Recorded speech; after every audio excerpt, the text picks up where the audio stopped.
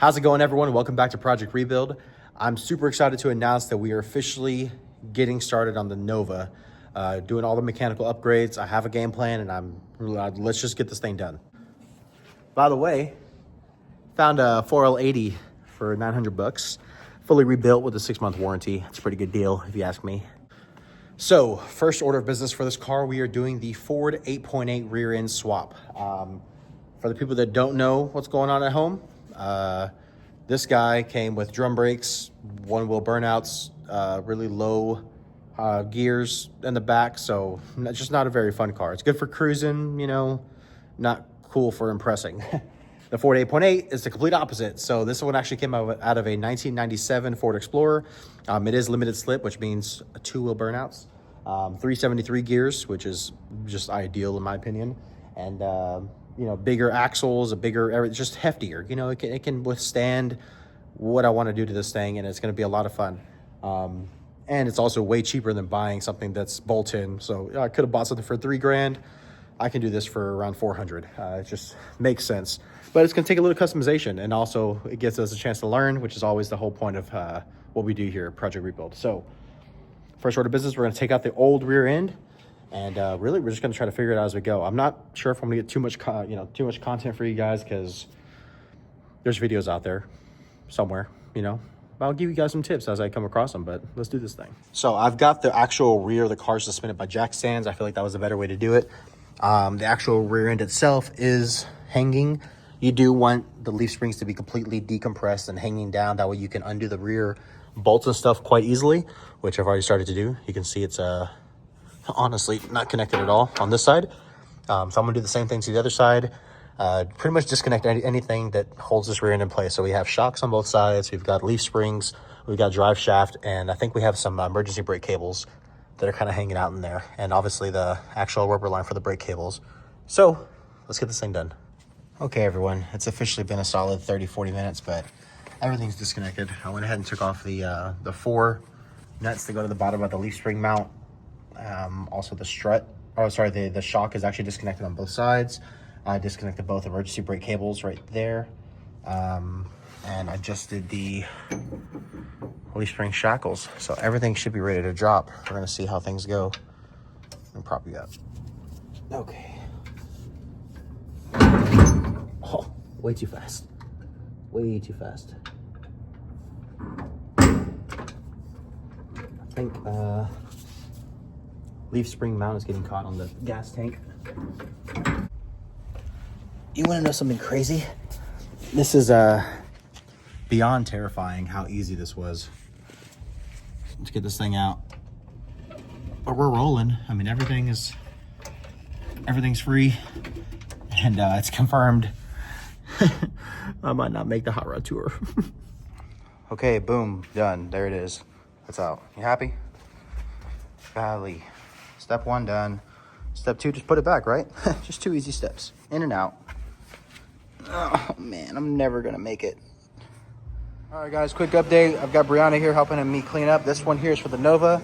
This one's already been shortened. This is actually the one for the Camaro. This with the 410 gears.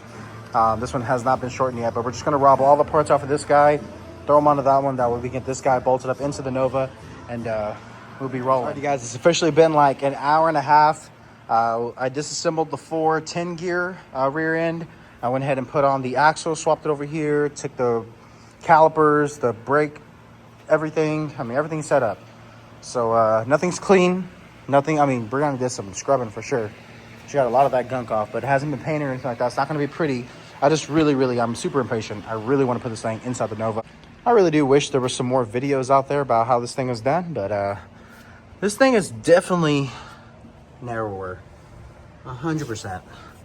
I mean, it's in there, it's resting.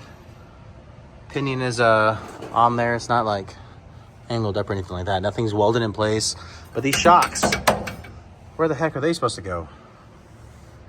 I mean, I have this wall right here from the frame, so it can't really go on the inside because the angle's going to be off, so it has to be on the outside. Or the other option is I relocate them to the center, and if I do that, might as well go coilovers. You know what I'm talking about? We'll see. Either way, it's in there. Never lucky, folks. I had to, we got this guy from the Summit Outlet. says it right there, 5 by 4.5. The Ford 8.8 rear end should have the same bolt pattern, 5 by 4.5. Tell me why this guy does not fit whatsoever. It's just way off. So we have to go back to the house because I have to buy one that matches it from the Summit Outlet. So I bought this one from Amazon, put it on there. Luckily the bolt pattern's right, which is great. But man, I have no clearance.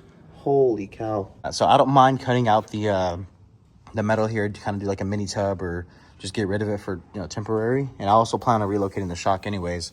But the problem is the actual rim itself, when fully seated, is ridiculously close to the leaf spring, and it's to a point that I do not think it's going to work. I'm going to try to test fit this guy on the other side to make sure there's no extra half an inch or inch that I can play with there. But if that's the case, we're kind of in a pickle. What you doing? So yes.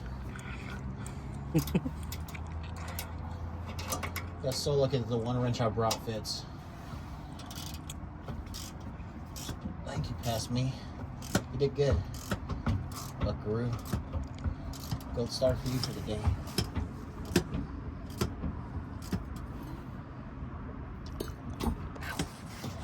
It's 6:45 on another Sunday afternoon working on the Nova. You know, as you guys heard, the rear end is officially in. We had to go to the junkyard. Almost killed myself. Almost lost my thumb. Trying to get these stupid U-bolts. But I went ahead and got the U-bolts. Went ahead and got that same Ford Explorer shock mount, which I don't think I'm even going to use, but at least it'll be bolted up.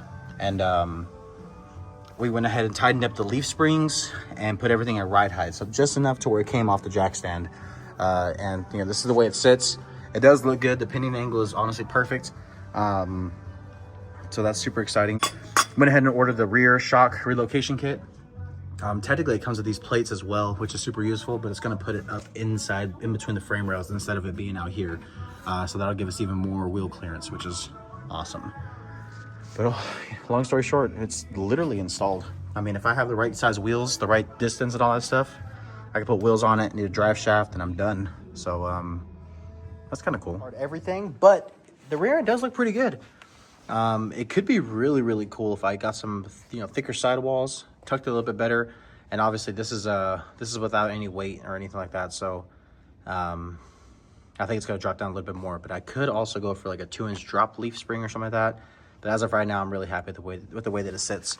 The actual leaf spring mounting points to sit on the bottom side of the axle, I need to grind off the very top corners of them, and I'll show you guys that sometime in the future of what I mean. But I need to grind them so that way it fully seats onto the axle tube, and then after everything's reinstalled, it'll be tacked into place. We, you know, remove it temporarily in like 10 minutes and paint it up, weld it up completely, make it look nice.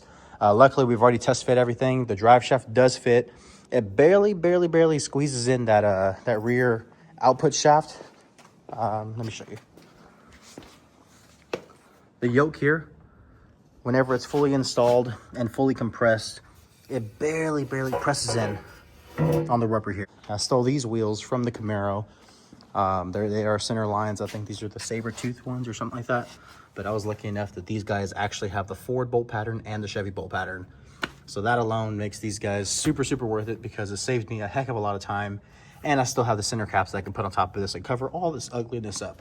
So very happy with the way that everything turned out. And it's officially a job well done.